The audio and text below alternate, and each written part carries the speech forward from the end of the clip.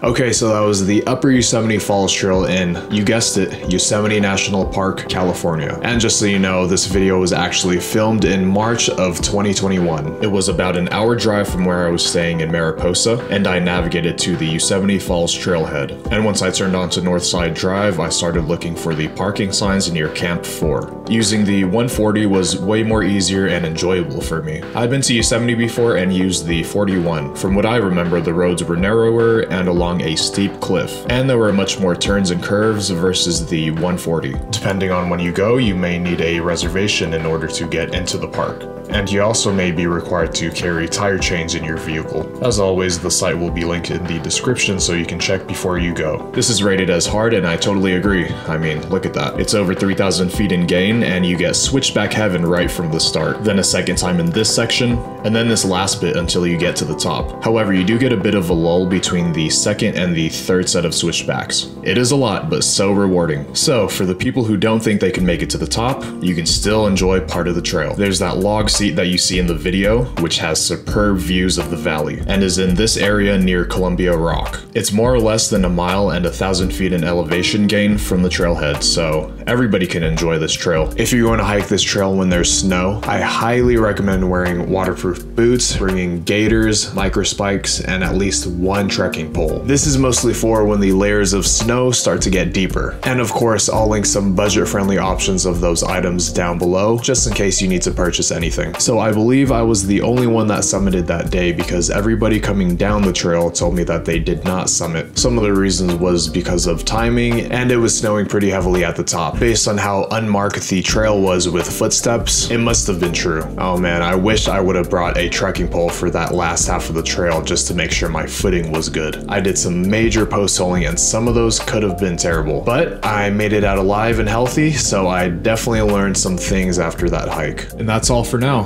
Please like the video and subscribe if you haven't already. You can also support me by clicking on the affiliate links in the description below. And even if you don't purchase any items, clicking the links will still help me out. Also, please share this with someone you want to go on this hike with and let me know how it goes. Thanks for watching and supporting, and I'll see you in the next one.